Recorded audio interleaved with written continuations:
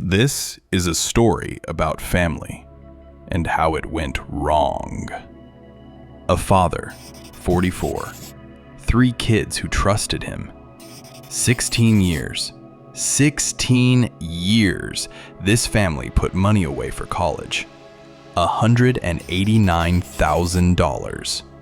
You know how many packed lunches that is? How many, "No, we can't afford that," conversations?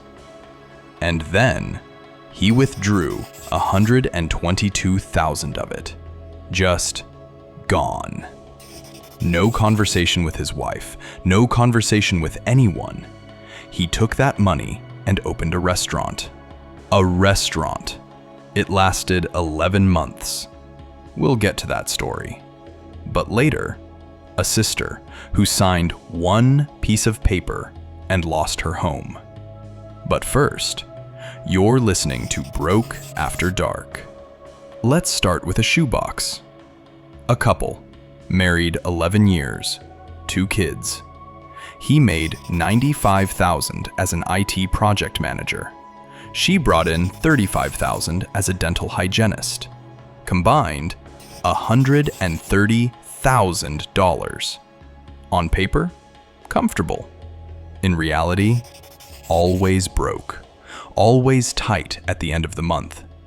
He kept asking why, and she had the same answer every single time. Kids are expensive. Groceries are up. For 11 years, he believed her. Then one evening, he came home early from a work trip. She was at the grocery store with the kids. He went to grab something from the closet in the spare bedroom. Behind a stack of old coats, a shoebox. Inside, credit card statements. Dozens of them. Folded, crumpled, some dating back years. He sat on the floor of that closet and didn't move for 2 hours. 9 credit cards, all in her name only. 22,000, 19,500, 18,000, 16,400, 14,200, 12,800, 9,600, 8,300, 6,200. Total, $127,000. But here's the thing. The spending wasn't drugs. It wasn't gambling. It was the life she wanted people to think they had. Designer clothes, high-end skincare, a $4,000 purse her sister complimented at Thanksgiving, spa weekends with friends she couldn't afford. She'd built an entire financial shadow life. A P.O. box for the statements, a separate email, auto-pay minimums funded by skimming $200 to $300 a month from the grocery budget. She'd been doing this since year 2 of their marriage. And that's when everything went wrong. He confronted her. She said she was ashamed, said it started small, got out of control, said she loved him and didn't want to lose everything.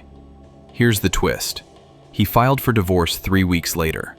During proceedings, his attorney discovered that 2 of the 9 cards had been opened using his social security number, without his knowledge, without his consent. That wasn't just financial infidelity, that was identity theft. The marriage ended. The trust was irreparable. And the debt? Most of it survived the divorce. 43%. That's how many couples experience some form of financial infidelity, according to the National Endowment for Financial Education. Nearly half.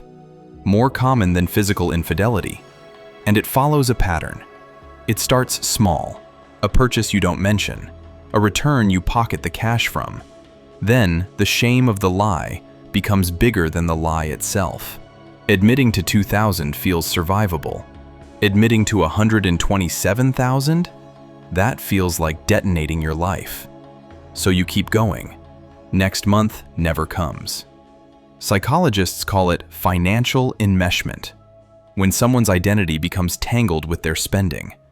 She wasn't buying purses, she was buying the feeling of being the person who carries that purse. And honestly, some version of this is happening in your house right now. Maybe not 127,000, but the impulse buy you don't mention, the subscription you forgot to cancel. Financial secrets don't start as lies. They start as omissions. 2 things you can do tonight. Pull your credit reports together, both of you, free at annualcreditreport.com, and set a spending threshold. Anything over $200 gets a conversation first. Not because you don't trust each other, because you're building a system that makes secrets unnecessary. The man in this story said the money wasn't the part that broke him. It was the realization that every single evening for 11 years, she sat across from him at dinner and lied. That's what $127,000 in hidden debt actually costs. Not just money, trust. And you can't file bankruptcy on broken trust. If you think people deserve to know how money really destroys families, not the version you see on Instagram, join us. Subscribe to Broke After Dark. We investigate the stories nobody wants to tell. $127,000 in secret debt. But it gets worse. The next story? A woman lost her home. Not because of her own debt, because she signed one piece of paper for her brother. Remember the sister I mentioned at the beginning? This is her story. A 38-year-old single mother. 2 kids, 9 and 12. Office manager at a dental practice. Not rich, but stable. She'd bought a small 3-bedroom house 4 years earlier with an FHA loan. First person in her family to own property. She was proud of that. Her younger brother, 29, 2 years sober, needed a car for his new job, but his credit was destroyed. He asked her to co-sign a $28,000 auto loan. She said yes, because that's what family does. First 3 payments came on time. Month 4 was late. Month 5, the lender called her. Her brother had stopped paying. He said he was having a rough month, promised to catch up. He didn't catch up. He lost the job, relapsed, disappeared for weeks at a time. The loan was in both their names, but the car was somewhere with him. She couldn't find it, couldn't sell it, couldn't make his payments and her mortgage at the same time. She tried. For 3 months, she paid both, $1,400 for the mortgage and $540 for his car loan, more than her take-home could sustain. And then, everything started falling apart. She started missing mortgage payments. The car was repossessed, but that didn't erase the loan. After the lender sold it at auction for $11,000, she still owed $17,000, plus late fees, plus collection costs. Total? $23,000. Her credit score dropped from 710 to 520. The mortgage company started foreclosure proceedings. Loan modification, denied. Hardship program, 6-month waiting list, 9 months. That's all it took. 9 months after she signed that one piece of paper, she received a foreclosure notice. 14 months after that, she and her 2 kids moved into a 2-bedroom apartment. The house she'd worked 4 years to buy, the first piece of property anyone in her family had ever owned, was gone. Her kids shared a room for the first time. She told the 9-year-old they were having an adventure. Her brother never paid back a single dollar. Let me be clear about something. Co-signing is not helping someone get a loan. Co-signing is telling a bank, if this person can't pay, I will. That's the entire agreement. You're not vouching for character. You're writing a blank check. When you co-sign, the full balance appears on your credit report as if you borrowed it yourself. Every late payment, every default, it's on your record. 100% of the liability, 0% of the control. The Federal Trade Commission reports that 75% of co-signed loans end up being repaid by the co-signer. 3 out of 4. That's not an edge case. That's the norm. And family pressure is the engine. You're the only one who can help. Don't you trust me? Nobody co-signs for a stranger. You co-sign for the people you love, which is exactly why it works as a trap. If someone asks you to co-sign, there's a reason the bank said no. The bank looked at their income, their payment history, their risk profile, and decided they were too likely to default. And you're going to override that decision. With your signature? Don't. $28,000 destroyed a home. $127,000 destroyed a marriage. But remember the story I opened with? The father who took $122,000 from his children's college funds? We're getting to that now. And this one stuck with me, because the money wasn't hidden. It was spent right out in the open. And the person who spent it genuinely believed he was doing the right thing. A father of 3, 44 years old, 20 years in logistics management, good salary, stable. He and his wife had been putting money into 529 college savings plans since their kids were born. The oldest was 16, the middle 14, the youngest 11. Between the 3 accounts, $189,000. 16 years of saving. Birthday money, tax refunds, monthly contributions, compound interest, all directed toward one purpose: giving 3 children options. He'd always hated his job, talked about opening a restaurant since the kids were small. His wife told him to wait until the kids were through college. He didn't wait. He found a location, got excited, ran the numbers, or what he thought were the numbers. He needed $140,000 to open. He'd saved $18,000 of his own money, so he withdrew $122,000 from the 3 529 plans without telling his wife. Let me say that again. He withdrew $122,000 from his children's college savings to open a restaurant without telling the person he was married to. He paid the 10% federal penalty, plus state taxes, plus income tax on the earnings. The $122,000 netted him about $94,000. The restaurant opened in March. By August, nervous. By November, behind on rent. The location was wrong. Foot traffic a third of what he'd projected. Food costs 40% higher than his estimates. He'd never run a restaurant before. It's February. He's standing in an empty dining room at 2 in the afternoon. 3 tables occupied. A line cook just quit. The walk-in refrigerator needs a part he can't afford. He knows it's over. He's known for weeks. By the end of the month, the restaurant closed. Total loss. The $94,000, gone.